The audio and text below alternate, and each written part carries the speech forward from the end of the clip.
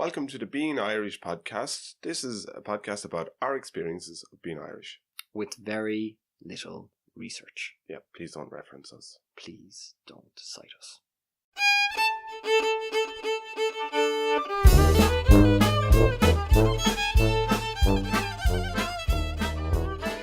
Welcome to the podcast. My name is Patrick. And my name is Padraic. This week, we'll be talking about transport. The Irish Transport Network, to be very precise. That's a very different breed, isn't it? If there's one thing that we do like complaining about is our roads. Yep. I think it's fair to say that Irish roads are important to us for more than just their transport values, you know? Yeah, getting from A to B is all very well and good. Yeah. You would think that would be the end of it. No. If it comes to a road, there are a lot of factors to take into account. Those factors usually boil down to potholes. Because if there's one thing that has played a disproportionate part in the history of Irish politics, it has probably been the role that potholes has played in it. The mighty pothole. The mighty pothole. Many a local councillor, many a TD has been elected off the back of their ability to get a pothole filled at the right time. Yeah, the opportune moment, as Jack Sparrow would say. Yes. Yeah. It really is the powerhouse of local politics in Ireland, which of course is politics in Ireland. Yes. Yeah. Now, certainly in rural Ireland, but it's a thing. Okay, if you come from a rural part of Ireland, the likelihood is, whilst the main roads themselves are going to be by and large looked after by the council, yeah, it's those side roads, the roads that people take to go home. The local... The R roads, the regional roads. Yeah. And especially those ones which people take specifically to get to their front door. The little boreens. Yeah, boreen. I love that word. Yeah, it is a good word. And it sounds very much like it is. Yeah. You know. Very rural. Very, very rural. And if it's a really good boreen, it's a road that basically the road itself has been somewhat been given over to nature again, as grass has grown up through the centre of the actual road itself. The classic. The classic image of Irish boreen is the two tracks of tar, the two pieces of tarmac that the car follows, and then the grass centre island. Yeah, like a little, a very elongated natural reserve down the middle of, like a DMZ, down the middle of the road, basically, yeah. Which, depending on just how well frequented that road is, or just how good a summer we've had, you can usually hear underneath your car as it rubs against it. Oh, yeah. In a very worrying fashion, you're like, uh-oh. Now, if it's a decent boreen, if it's a decent local road, side road, lane, whatever you want to call it, that trip itself will be fine. It won't be punctuated by jolts, drops, sudden scraping noises coming as your tyres dip into chasms, pits, yawning abysses that crater some of them. And that sounds like an exaggeration, but it's not. It's not. It is not. There's that video of that man that went viral. He's actually physically getting into a pothole in Cork somewhere. I think it was outside Kinturk. Kinturk. Like, this was like 3 years ago, and the guy... Now, look, it's a thing he did which he thought would be a bit of crack. I think that was his justification. Yeah. He thought it would be a bit of crack. So he strips down to a pair of bathing trunks, and he gets into a pothole that is filled with water. It looks like a sauna. It looks like he's getting into a sauna, basically. Like a really muddy roadside sauna, for context. I mean, like, this isn't a case like this is a particularly good idea. This is the middle of winter he was doing this in. That thing was filled with water, not because of some natural spring or anything like that. It just been raining. He hadn't poured Radox in there ahead of time with bubbles and so on. It's just it wasn't chlorinated water, you know, like it would probably have been a very bad idea for him to have like stuck his head underneath it, and I really hope he took a shower afterwards. Yeah, I hope so. But he was able to physically get into this thing and sit down into it and just have his head basically and shoulders just poking above it. So that's what we're sometimes dealing with here, okay? Here's the thing as well. Like, Ireland is a very, and I know we've said this a few times, Ireland is not just a predominantly rural country, it is a massively rural country. Almost all of our landmass is covered by places that are not in a town. Yeah. Marshes, bogs, mountains. Go back to the bogs. Yeah, like parts, like you just look at Kerry. Kerry and Mayo are great examples. Like, look at the peninsula there. Yeah. Like, getting in and out of there, you're not going to get there by train usually. Planes aren't always an option. The road is your number one, man, to get in and out of this place. You get a road down there. You come off the road onto a slightly worse road. You come off the slightly worse road onto a bohereen, and then you go from bohereens to laneways, and then it's really, you have to abandon the car if you need to go any further, or get a Jeep. Yeah. I have actually had occasion to actually drive down roads where I was specifically told beforehand, this is a 50-50 of whether or not we're actually going to get through here, okay? It's just one of those things. It's kind of a road, all right? It's still the only way to access this house, but whether you could call it a road is quite liberal. It may just be more a place where there was more gravel put down on the ground than anything else, you know. I had it just came to me there that we had this experience. We were in Donegal. We were in a place called Greencastle. It's way, way, way up, and like it's almost as far north as you can get in the island, on the island of Ireland. And we were up there for training. We had the weekend off. A bunch of us got in the car. So we'll go around. We'll do the thing. We went off. We were trying to get back to Greencastle because one of the lads wanted to see the football match. And we were like, oh, come on, right, we'll turn around. We'll get back to Greencastle on time. We had that experience where we're never going to be seen again. And one of the lads went, oh, it's all right. This next road it's all right. We're back on the main road. And I was like, what are you talking about? Just because it doesn't have a green track running down the middle of it does not make it the main road. Depends on your definition of a main road. Yeah, and he's like, no, it's fine. We eventually came to the crest of a hill, and there was a signpost with two kind of arrows on it. One of them said Greencastle 11 kilometres, and the other one pointed in exactly the opposite direction and said Greencastle 10 kilometres. Ah, yes, I love those signs. At this point, I was just having a fit in the back seat of the car. I was like, this is too much. There is a particular description of a direction that I think you can only find in Ireland, where if you're in a rural area and somebody is telling you how to get from A to B, there will be a description of, when you get to the Y, go straight. Yeah. You know, this is something go I think we've straight covered at a bit. the Y. Yeah. All right? That may make no sense to someone listening to this, but that makes perfect sense to me. Yeah, when you see it, you'll know. Yeah, you'll understand it. Go straight at the Y. Yeah. But I actually remember driving from Louth to Sligo, and I took a notion that I was going to take the scenic route, which in my head was I was going to take a different way than I'd normally I hope this ends up with you learning your lesson, because I did learn my lesson. Any Irish person knows there's nothing worse than notions. Yeah, it was a notion. I took a notion. I thought I'd do the border route.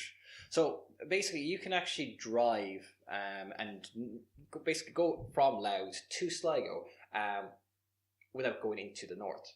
Okay? Right. Now, that isn't the optimum way to go. The most obvious way to go if you're going from Louth to Sligo is in as straight a line as possible, which takes you through Fermanagh. Right. You know, like you go through in a skillen. Like that is the road that you actually take. However, you don't have to do that, obviously. You can just actually skirt the bottom of Fermanagh and actually go down along the actual border itself. And it was a route that was taken by people for practical reasons when the north, there was a hard border there, as you say. When the north and the south had a much more troublesome relationship when it came to the border. Yeah.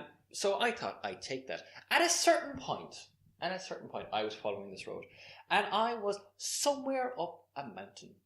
And I wasn't exactly sure where the hell I was. Delighted. All I'd seen for the last 5 miles were sheep. There were no people. There were no cars. There were no houses. There was no structure that was intact. There were the ruins of buildings, you know, those grey stone walls. Yeah, you're kind of looking around going, I don't even know who used this road last, right? And you come to a certain point and you're kind of driving along an edge and you can see the dead carcass of a sheep over to one side. And it's like going, if my car went off the road here, there's a good chance I may never be found, you know? It could be a group of hikers basically in 5 years' time to come along and go, yes, that's what his notion got him. Yeah, he had notions, didn't he? He had a notion. Let that be a lesson, kids. Yeah, and we do have a lot of bloody road. I mean, generally speaking, if for some reason the road is, if there's construction works or if like in recent years there's been floods and a road is closed, there's usually an alternative route. We have a lot of roads. They may not be in great shape. No. They may not even be technically allowed to be called a road under EU legislation, but we...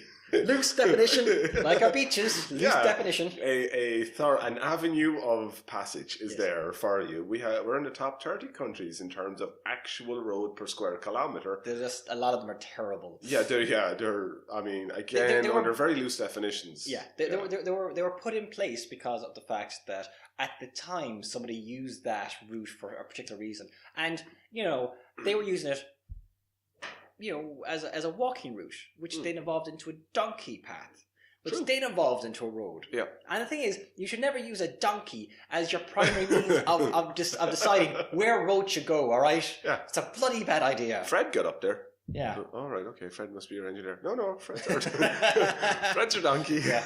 And because...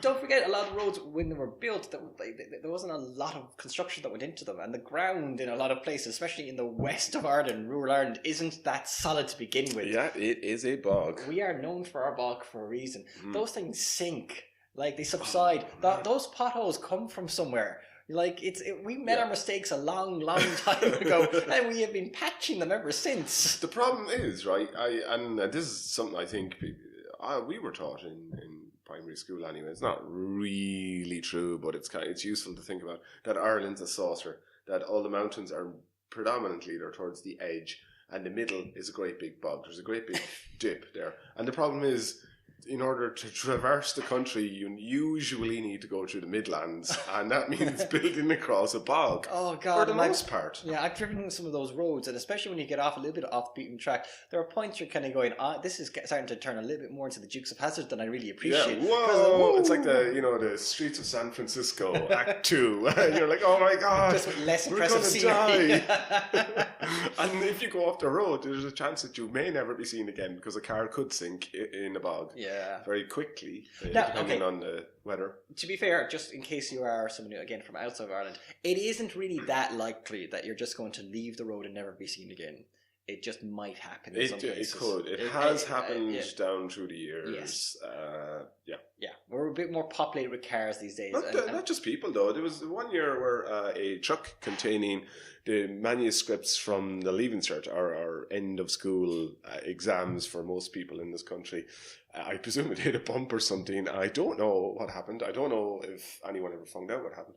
But a whole bunch of Leaving Cert manuscripts were found in a bog somewhere in the Midlands where presumably the truck hit a bump, the back gate when the truck came up, and all the manuscripts went flying out the back of it into the nearby bog. I don't know. I'm just wondering if maybe little Johnny didn't do so hot in that, like that maths paper, Broke into the truck during the night and then stashed them in the bog.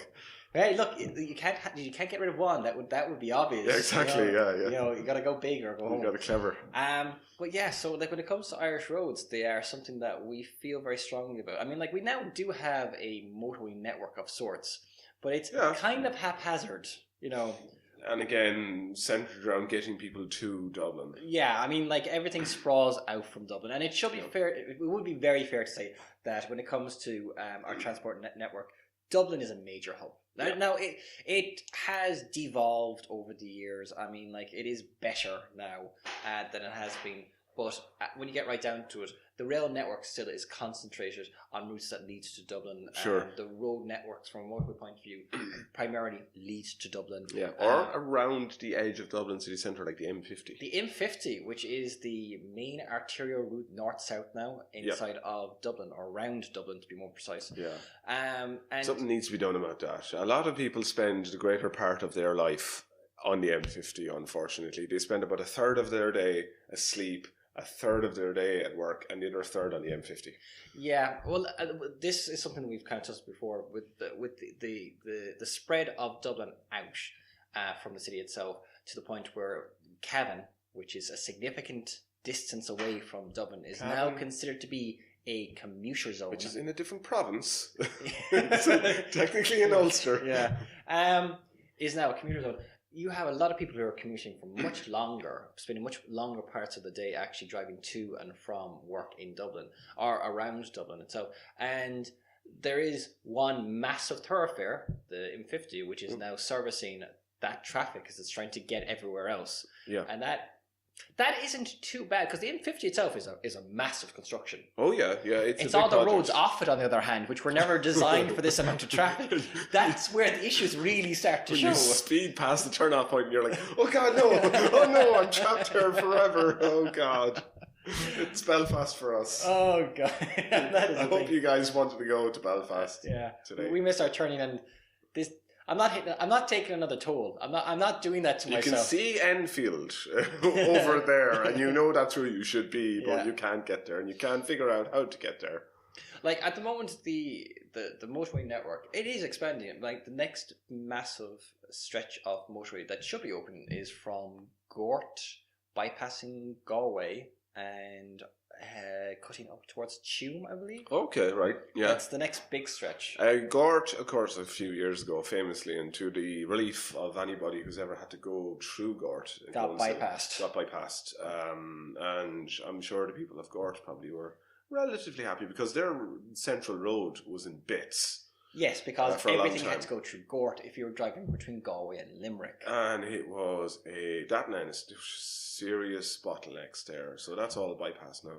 Growing up, I actually remember that driving anywhere in Ireland was one of those debates about how you got around the various different towns that were bottlenecks, because there were a number of them. You know, if you were trying to get from one part of the country to the other, at least at some point or other, with few exceptions, there was going to be one town that was kind of like whispered of, with fear and reverence, as like going, and we have to get through Loughrea. Jeez, Loughrea, a town that at one point narrowed so much that it basically came down to a lane and a half of traffic. I think it was the trucks that were the problem, was it? It was like the trucks going past it, but the layout of the road just generally. But trucks, which were, I don't want to malign trucks. Trucks carry goods and services. It was just the problem was the fact that it was a problem. The street had been designed for 2 donkey carts to pass each other comfortably, with a margin of error, and not to deal with modern traffic considerations and possibly a footpath. And Athlone, for the longest time, had to deal with this as well. And there's a point in Athlone that it was just referred to as the bottleneck because it was literally shaped like that. Yeah. It opened out, I think, and I might be mistaken, my geography of Athlone's not that great, somewhere around where the Royal Hoey Hotel used to be, and then just before you come up to the bridge, that once again changes, because Athlone is conveniently located in 2 separate provinces. Yeah. So you would cross the river at the bridge there, and that really narrowed it down. And of course, the road itself, or the bridge itself, is a natural bottleneck as well. Actually, a very good one, Slane. Slane is a wonderful... I'm not familiar with Slane. Oh, Slane. Slane is a tiny, tiny bridge, and it's a very busy road, and it's also got a serious hill on one side of it. So if you're actually driving through Slane now, there's effectively kind of a stop-start system on both sides. So you like if you're coming down to actually the bridge from, I think it's the north side, there's a huge array of traffic lights up there to try and control the flow of traffic as it's going back, because the bridge itself is too narrow. I think it's a 1-lane bridge. Right. It's not a hump, one of those little humpback bridges. No, it's a decent sized bridge, but it was a bridge that was never designed with the amount of traffic it was taking. Yeah, and Slane is one of those places because, say, of concerts and so on, that regularly gets a huge influx of traffic. Yes, and when it comes to our infrastructure, we really do know how to service our small towns and villages, which is why we so love sticking things out there. Yes. We shouldn't laugh. I bet there's people out there who are really angry listening. Probably very, very angry, and justifiably so. Yeah, sorry. We feel your pain. We've all been there. Yeah, we've all been stuck somewhere going, oh, I can't believe my life has become this, basically. The worst places, though, for a long time, Cavan was notorious. Cavan was just, when you came to potholes, people would make jokes. I used to make jokes when I was 8 and 9. We were aware of it at that age, that Cavan was a really, really bad place to go. But just on the point you made about the, whispering with all reverence and fear about certain towns, I remember when we'd go visit the cousins or someone else in the family, and it was one of those, it was a very male thing to do, to sit around, and the women would be talking about whatever.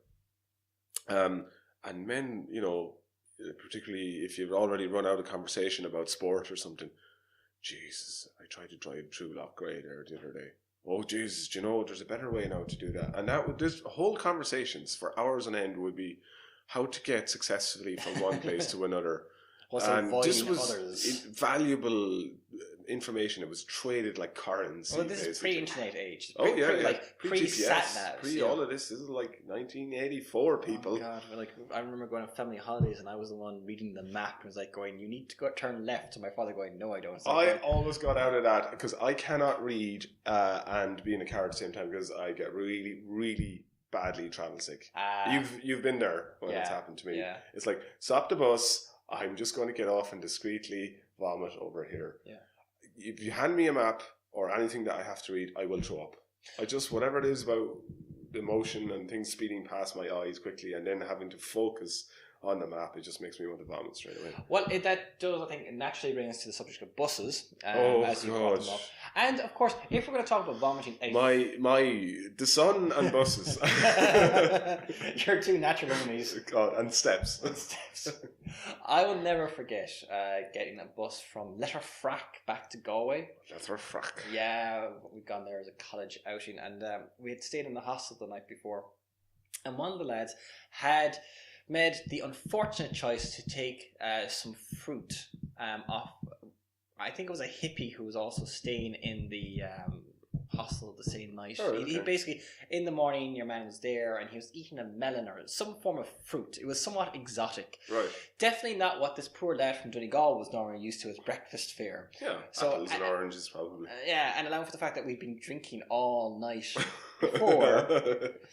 Yeah, not the time to start experimenting. Not the time to start experimenting. So as we headed back to Galway from Letterfrack in a bus along rural roads, God. I entered into a very interesting conversation with a guy who was returned from Antwerp, where he'd spent the previous 20 years as a diamond broker. Because that's a type of conversation obviously in have. Antwerp, that's the place to be if you're into diamonds. Yeah, well, he was returning to Letterfrack to retire. So I had that interesting conversation. Very nice. And then someone mentioned to me that so-and-so was at the front and he wasn't feeling that well. So I went up to check on him and he was quite clearly turning green, and I went up to the bus driver and said, I think you need to pull in. I think my friend here is going to be sick. And the bus driver said, he'll be fine. He's obviously looking at his watch, thinking what time he's going to get in, and I'm looking back at my friend who's blue, and going, I seriously think you need to just pull in and stop. I was like, oh, okay, hold on a second, I'll see if I can find some place to pull in. And this is obviously a country road. There's not exactly much room to do anything except just stop. Yeah. And I can see him eyeing the entrance into a field, another 200-300 meters up the road, and the next thing is as projectile vomit shoots forward onto the windscreen of the bus. Oh God. Because at this point my friend has done the right thing. He's moved right up to the front, he's taken a seat there, and it's one of those seats which is slightly raised above the level of the door. Alright, okay, yeah. Does that make sense? Yeah. So obviously he's the window in front of him, the driver's sitting down to the right, there's the footwell for the entrance, and he's actually basically positioned perfectly to actually hit the midsection of the window, perfect spray height. Just really kind of blast it. And the bus driver kind of had that look of didn't say anything. What can you say? Just stopped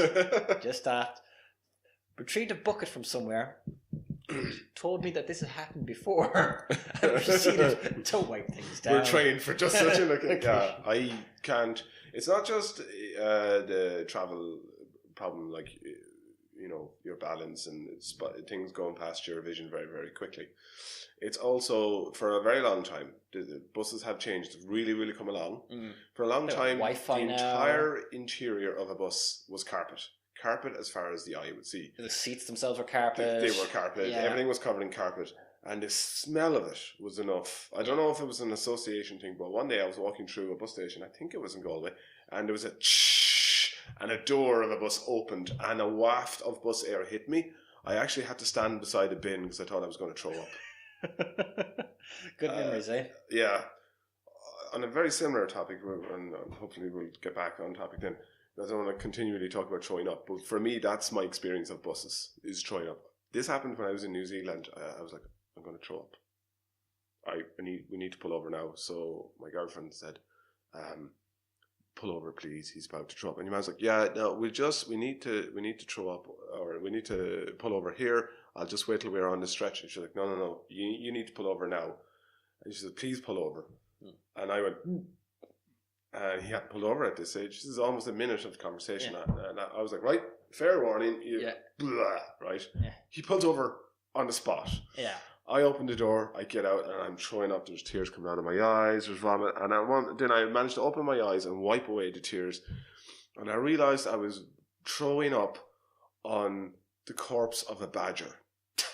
A very, very long dead badger. And I looked at it and went, one part of my brain went, there are no badgers in New Zealand.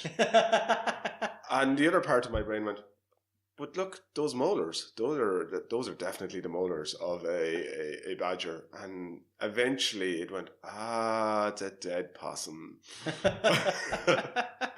Well, I was, now, this sounds very scientific and lovely, but actually I was just a mess. I was covered in vomit and tears and everything. But that is my usual experience of buses. I do not like buses. Which is unfortunate in a country that is largely serviced when it comes to a public transport point of view by buses. And I don't drive. Yes. So whose fault is that? My own. Yes. But buses have come a long way. They have. They are no longer entirely composed of carpet on the inside, and there are onboard toilet facilities. There's Wi-Fi. There's sockets. Oh, sockets all over the place. USB sockets. It's a completely different experience, and I have to say I've gotten a lot better with it. So, unfortunately, the problem is then when there are specifically industrial relations issues in our public service, especially when it comes to buses. This can affect a lot of people because Ireland itself, from a public transport point of view, is, I think, underserviced.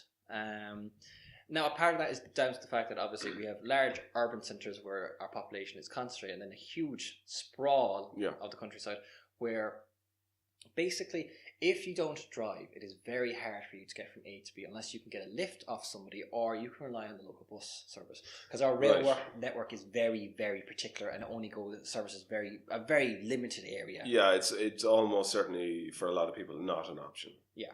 So at the moment, we're actually currently facing possibly a strike by Bus Éireann, which is the national bus service. Okay, who have been operating at a loss or nearly at a loss or about to start operating at a loss, and so they're trying to offset it, and this is the argument that they're like, we need to do something about that, and the unions are saying, well, it better not be interfering with our people's wages or working conditions.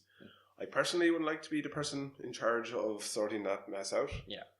It's a controversial issue from a number of points of view, and it's unfortunately one though that when these things come up, it tends to affect the people who are the least able to actually handle the loss of those services, as in like they have the fewest options to deal with it, and that's not unusual. It's a fortunate case, but like if you've got a rural area and you have people who rely on the bus because they're elderly, because they don't drive, because of their age, it's a thing. And then the company might be saying, well, look, we have to cut back routes. That's tough. That is a tough situation for everyone to be in. And then you kind of like you're looking at, well, some particular services may not actually have many people using them, but that might be the only service that they actually have when it comes to public transport. Yeah. And that's it. And I think that's an ongoing debate in Ireland, trying to actually figure out how to deal with that, because we're really heavily reliant on cars. Like we don't really have much of an option for a lot of the time, except to use cars because of the practical issues that most would have in regards to where we live and where we have to. If you live in the country, you need a car. If you live in the country, I mean, properly in the country, not like in a town or village, which is rural. Yeah, I mean, like you could manage. You can manage to different degrees, but practically speaking, I'll never forget. I met a German woman once who had moved to Ireland. And she had moved to a village outside of Monaghan town. All right. And I was just chatting with her about how she found Ireland. She'd been there a few years at this point. And she told me that she never forgot the first week that they'd moved into their house. And they were living a little bit outside this village. Right. And she'd always wanted to live in the countryside. And, it was all lovely. Mm-hmm. Living the dream and all that. Living the dream. Yeah. And she'd come from Germany and came to Ireland without knowing really much about what it meant to live in rural Ireland.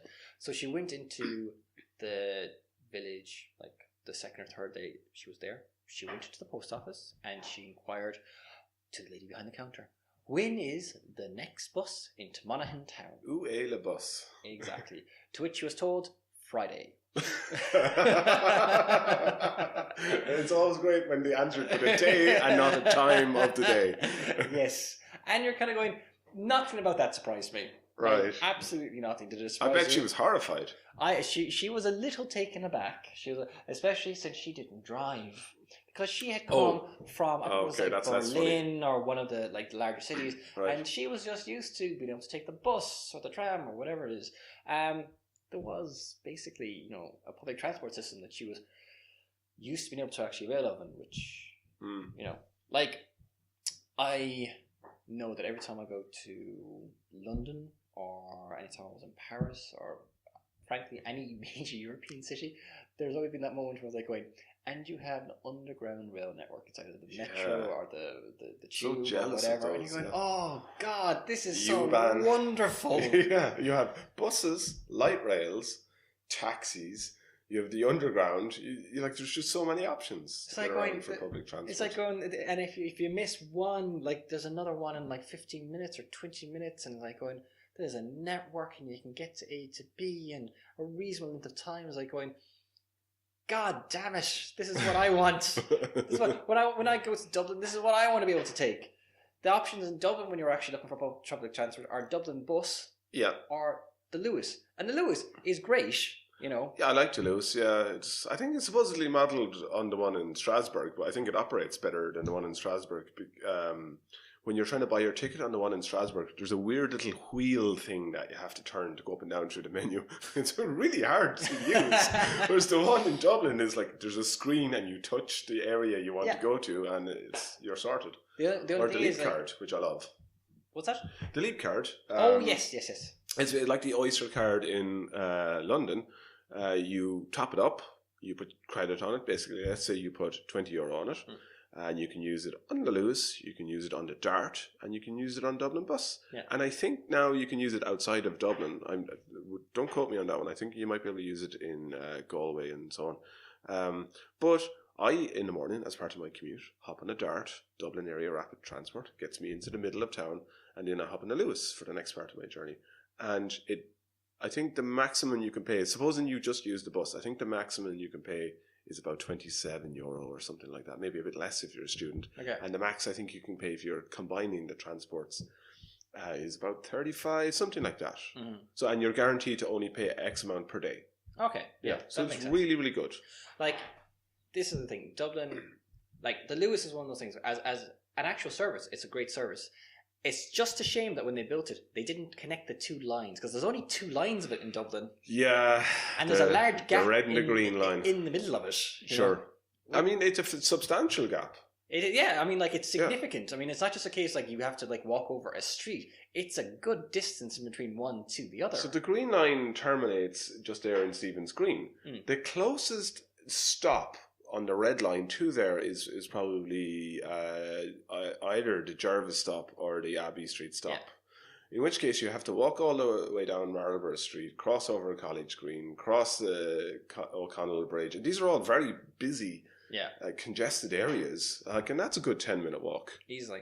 Yeah. I mean, like, the lines themselves are wonderful because they actually do hit a lot of key areas if you're trying to get around Dublin, especially if you're just coming into Dublin. Like if you're coming off the train station there at Conley or Houston, both of them, you come out and then you can hop on the Lewis, and the Lewis will bring you through like the north of the city. It'll bring you out towards the Red Cow roundabout. That's right, and it terminates right there in Tala. Yeah, and that is an incredibly useful area to be serviced by the Lewis. That particular lines that they actually have were actually well thought out, I think. Yeah. Someone who doesn't live in Dublin but who only uses the Lewis when I am in Dublin for specific things, it has always been well positioned for me for anything that I've needed to go. I think I like the Lewis. I think it's a good service. It's well thought out. Yeah.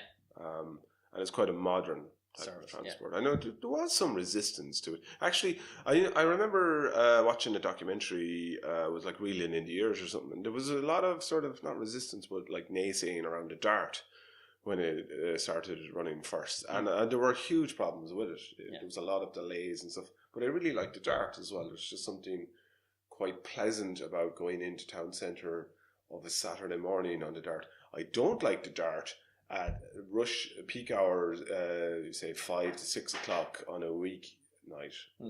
Like for obvious reasons, though. It's such a crush. And you know, when you're in London, you'll constantly mind the gap. You'll hear mind the gap everywhere. The gap at Tara Street Station is, you need a pole vault to get over that. I genuinely despair for what old people have to do in public transport here. If you get on a bus, Dublin Bus, and Dublin Bus is a pretty good service. It goes a lot of places. Yeah. Some of the routes really go in and out of the houses. They really do. Like, I mistakenly got one. I was like waiting for one number of bus coming, but it was like 10 minutes away. And there was another one coming up the way, and it was 2 minutes away. And it was like terminating in Ringsend. And I was like, that's kind of close to where I want to go. I'll just hop on that. It went in and out of every housing estate in Dublin Southwest, and there are many. Yeah. And eventually, an hour later, reached Christchurch. I was like, oh my God, I'm still not even anywhere near where I want to be. So I just got out of Christchurch and walked. But when they take off, like they shoot off, and like I just wonder, like, what about old people? Like, they must have to just really grab on something tight to things. You know, it's a safety issue, I think. Well, I think Dublin Bus is, I think, like any inner city bus service, it is at the whim of the traffic that it's having to deal with, and it's at the whim of a schedule that it's also trying to keep. And I think trying to keep that balance of like trying to get from A to B and arrive at the time you're meant to be there, allowing for traffic that you can't always predict, because even with bus lanes, that only does so much good inside of the city. But I do think that the drivers of the Dublin Bus are given very, very vigorous and thorough training on how to hit every pothole on the road possible on the way back into town. It does seem a lot like that to me. It's like, oh, there's one, oh, got that one too. You're like, oh my God. And we're back to potholes again. Like, they're unavoidable. They really, I don't understand how we haven't fixed the problem of potholes. Isn't there a material? We quite clearly haven't elected the right councillor and our TD to fix that That's problem. it. That's clearly the problem. The problem is not science and technology. The problem is you don't vote. Get out and vote for the right man. Yeah, you need a man with a shovel. Yeah, that's what you need. and, But a man with a shovel. Own bucket of tar. Yeah, right? It's the Healy Ray. We put a man in the Dáil with a shovel in one hand and a bucket of tar in the other hand, and by God, things will get sorted. Yes, I mean, like, it may only happen in like several stretches of road in certain parts of Kerry, but those roads are well served. It would be immaculate. Like, the other thing that might do it is you have a presidential visit. I remember going bird watching one time years ago down in Clare, and I was like, wow, the roads down here, and we were out well down the peninsula in Clare. We're out near Loop Head, down near Kilbaha or something, a tiny little village clinging to the wild Atlantic coast.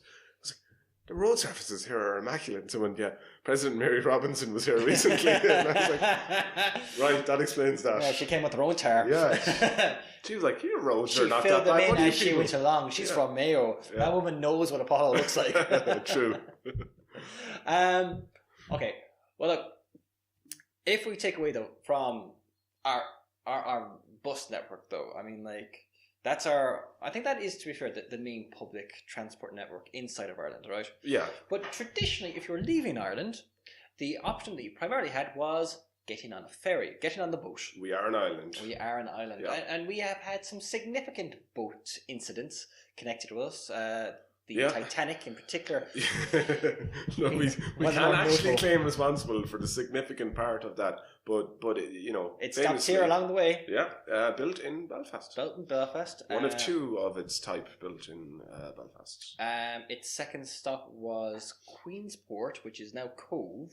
Oh yeah, that's right, Jeff. A lovely part of the country. Yeah, unfortunately, it was also, I think it was its last stop before. Yeah, unfortunately, a lot of people got on. Did they, in the movie, actually, Titanic, is that highlighted for Jack? Is he Irish in the... Some Irish people get on. There are Irish people on board, because there's definitely a jig being danced at some point. That's right, and there's some woeful Irish accents. Well, that's a thing. I'm pretty certain the Titanic starts off at Cherbourg. Right. The film actually, because I think that's where both he and I want to say Rose and Jack actually both board in the same place. And I've actually been to Cherbourg, and I was in there's a wonderful museum in Cherbourg. If you're interested in anything maritime, it is an amazing place to actually visit. On a complete and utter tangent in this, but if you're ever in Cherbourg, or if you're ever in the north of France and you want to actually visit an interesting spot, Cherbourg has this huge maritime museum. It's got this massive aquarium inside of it. It also has a French nuclear submarine that you can actually walk inside of. You can tour around. It essentially has a museum that's dedicated to submarines and to like the history of exploration of the ocean depths, etc., etc. That does sound awesome. It's an amazing place, and they also have a section which is dedicated to the Titanic, unsurprisingly, because it was the place that it departed from. So, a wonderful place, very interesting, so worth checking out. Also, though, the Lusitania. Yeah. Lusitania was a ship that was torpedoed by a German U-boat off the coast of Cork, and it was, in its day, it was a huge flashpoint for World War One. Yeah. It was very influential in bringing the US into the war. The US, were sort of pursuing a kind of an isolationist policy at the time, and this outraged people. Like, this was a massive scandal, because of course the Germans were like, no, we are the light of civilization. We are everything that barbarianism isn't. We would never do something like this. And the whole thing with Leuven and the library burned to the ground, we were provoked into that. I'm sorry. And then they went along and they did this. And people were, I suppose, quite rightly outraged at this. But that was another naval disaster that happened right off the coast. I mean, obviously, again, not okay, let's just say that. Okay, Titanic technically didn't happen too close to us. It was just kind of like there is that connection there. The Lusitania did quite have it quite close. We may want to move away from shipping disasters when we talk, because largely they're just used for us to kind of get from A to B. Yeah, but we have a long outstanding connection with the sea. Most of our towns were set up by Vikings, who were expert farers and so on. But we have a sad side of that as well. That, like you said at the beginning, traditionally, if you were leaving the country, it was on ships. Getting on the boat. During the time of the famine as well. So I think connotations are a little bit. They can. Be quite negative these days. I mean, I know the first time I was on a ferry was going to England, so going on holiday to Manchester. And how was it? Did you like it? It was different because I didn't kind of understand how long we were going to be on the ferry. That makes sense. But also, it was quite a long drive because you had to drive to Dublin and then you had to get on the ferry. And then once you actually got to Holyhead, there was still a lot of driving ahead of you. So it wasn't just a case that you could kind of hop on, hop off. Like, it wasn't that I was getting on the ferry and then getting off the ferry, and I had both left my place of departure and arrived at my place of arrival. The ferry was just one piece of a very long extended trip. Yeah. So because the ferries are obviously concentrated on the east coast of the country. Like, you've got Dublin Port and Ross there. Those are the two primary ferry ports for most people. So if you're going to the UK, it's typically Dublin Port. If you're going from Ross there, you're going to the continent, going to the north of France. Usually France. But it is just one of those things that I think ferries, they remain to this day incredibly important to the country, but they have been somewhat superseded for popular transport by the airports. Yeah. I know a few people out Hull, right, who get ferries, but I mean, there's good reason to get the ferry still. And there are good ferries, but it's hard to find someone who hasn't taken a plane journey. Yeah, I mean, it's pretty ubiquitous if you're going to actually go from A to B, regardless of whether you're traveling for business or if you're traveling for pleasure or whatever. The most likely route that you're going to take is via an airport. Yeah, and we have a really great connection with aviation history as well. Yeah, there's tons of great firsts and big events in aviation history that have an Irish connection. And we were serviced by Belfast Airport, Dublin Airport, Cork Airport, Shannon Airport. It's in Kerry. Is it Tralee? There is an airport, all right, I think it's somewhere outside of Tralee. Is it I'm trying Dingle to or Tralee? I think it's Tralee. But anyway, another kind of a regional airport.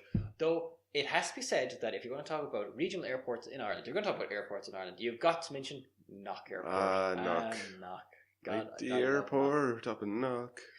So, if you're not familiar with Knock, so Knock is a small village in the west of Ireland. It's in the middle of Mayo, and it's important because it is a site of pilgrimage, because it was the site of a visitation. Is that the right word? Oh, I just know that it's important as a pilgrimage spot. Like, it's really up there. Mary showed up.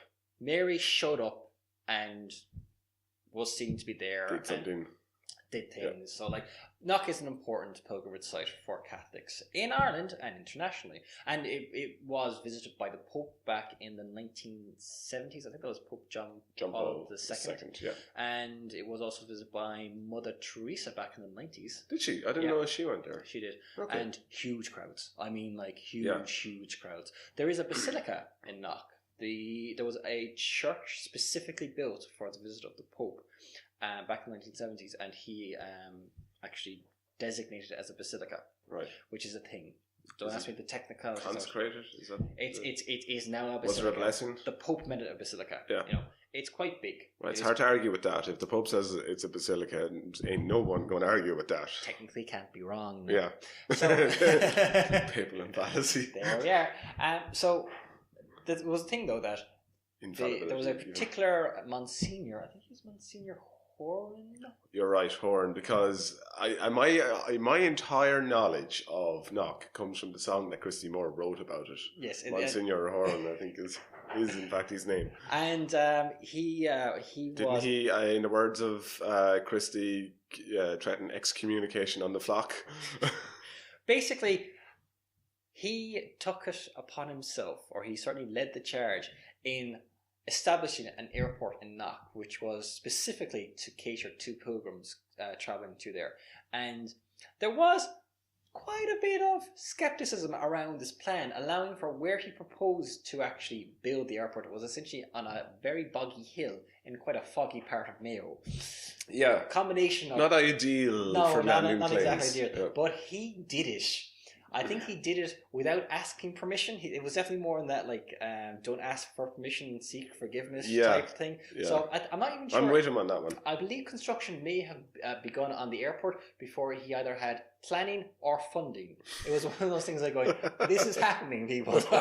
Either get on the bandwagon now, all right, or you're left behind. Yeah. But to this day, Knock Airport was actually constructed. I think it was formally opened in 85, 86, something like that. Right. And it is now a regional airport. 30 odd years ago. Yeah, in the middle of Mayo. That is a important hub in that part of the world. Sure. Because between Knock and Shannon, those are the two airports that primarily serve the western region. And Knock still remains one of those odd little kind of like anomalies, because it really is where it is because a particular priest said, I want one. Yes, let's do this. We're having it. We are going to make this happen. Yeah. And it wasn't really like, oh, okay, let's talk amongst the business community, or bring it up. We're doing to this the dawn. for God. Let's have a parliamentary question. No, we're doing this. The Pope is coming here. The end. No, the Pope had come at this point. Oh, yes. What? How did he get there in the first place then? I presume he flew in somewhere else. And then drove. Through like potholes. Everyone else did, all right? They may have fixed the roads for him. Yeah, I was just going to say, I wonder did they surface the roads. Let me put it like this. 1970s Ireland. If you can imagine what a visit by President Mary Robinson did for Clare, could you imagine the what village the of Kilbaha. You imagine what the visit of the Pope did for the road network in Ireland. Yeah. Tarmac as far as the eye could see, I'm guessing. I suppose rightly so in Ireland. He's a rock star, really, or was. The rock Still star of his day. Yeah, well, Pope John Paul in Ireland is Pope John Paul. Yeah, he's the guy. Yeah, I think when you talk about a pope, because he was there for so long. Yeah. And I suppose he was the first pope around during mass media to really make a use of mass media at a point in Ireland where a lot of people were starting to have TV sets in their house. There is still a picture of him in our house at home. Yeah. I think there's a picture of him in my grandmother's room. My grandparents sat opposite each other in very comfy chairs when I was growing up, and over my grandfather's seat there was a picture of the Pope, so my granny could look at it, and over her seat was a picture of Dev, so he could look at that. And that is a statement. That is the socio-religious political environment that I grew up in. Let's just say that is definitely a conversation for a different day. Yeah, but no, he's a very important figure. So I'd imagine that if, it's kind of hard to think that we'd find someone today who could show up and have the same impact on our infrastructure. I think Obama. I think Obama when he visited certainly. Yeah, that was a big to do. That was a big to do. I mean, like when the Queen came, that was significant. But when Obama came, everyone's like going, "Woohoo, Obama!" Yeah. The Obama Plaza. I've been there. Oh man. Yeah. You want to talk about something that's quintessentially Irish when it comes to our transportation network? The Obama Plaza. Oh God. It's really handy. Can you feel like a burger? Can you explain that one to anyone who doesn't know it? So Obama's connection is to Offaly, right? Tenuous connection to a man called Henry in not Kennedy. It's near Kennedy. I should know. One of my school friends is from there, and he visited. Yes. He went to the pubs and so on. And it was huge. It was a big, like the camera crews arrived. He drank a pint of Guinness, like everyone else who's ever visited Ireland. Yeah, and we do. We like, as a nation, we really like Obama. Yeah, we like the fact that he went, I have Irish connections, and then actually came over here to sort of reinforce the point. The one who we really loved is Kennedy, because Kennedy is always going to be king, really, for us, I think. Yes, yeah. But Kennedy, obviously, you're going back a while now. Obama is he was the man. He was the man at the time, and Obama is now, the successor of that. Yeah, he arrived over. It was a huge hullabaloo. It was a wildly successful visit. Everybody couldn't have gone better, I think. So, in honor of Obama, perhaps we built a statue or, a beautiful photograph somewhere of him. Maybe a little commemorative garden, like the JFK spot in Ayr Square. Somewhere where you can sit down and remember the great event. No, instead we built the Obama Plaza, which is... I'm sure if you've driven across Ireland, you'll be familiar with the type of plazas. They're basically somewhere you can pull in off the motorway. You can get your petrol. It's a service station. I was trying to not use the word service station. We're trying to clam it up there, Padraic. You had to go and use the S word. Basically, it's a great big service station. You can get sandwiches. You can get a burger.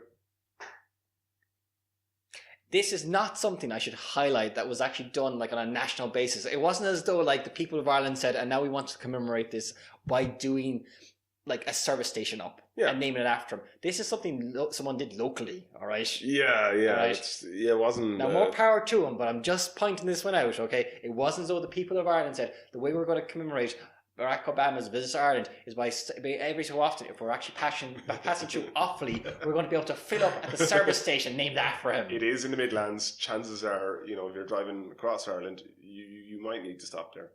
Possibly. And I guess you're entitled to call your service station whatever the hell you want. So. Do you remember who was it? Was it Paddy Power that actually changed the names of their shop fronts? Was it? It could have been. They're controversial. They're always doing something for attention. They threw in O Power, O Paddy, or something like that. O Power, Obama, something like that. Yeah. It was a thing. Yeah, it's pretty good. But I think it'd be great if Obama came back. I think though he should definitely go somewhere with really bad roads. Oh yeah, I mean, if you wanted to, if you cared at all about Ireland, Obama, if you're listening, you need to go somewhere that really needs new roads. Yes. Yeah. Going by that video that went viral, apparently Kenturk. Yeah.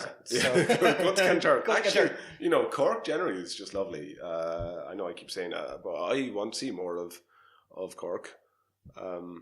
What are the roads like in West Cork? Put like this: how famous are you? Not famous enough to that. My announcing a visit to West Cork is going to help the people of West Cork. Then let's call it scenic and leave it at that. Alrighty then. I think that seems like a good place to end this. I think so. Thanks for listening. Yep. Talk to you again.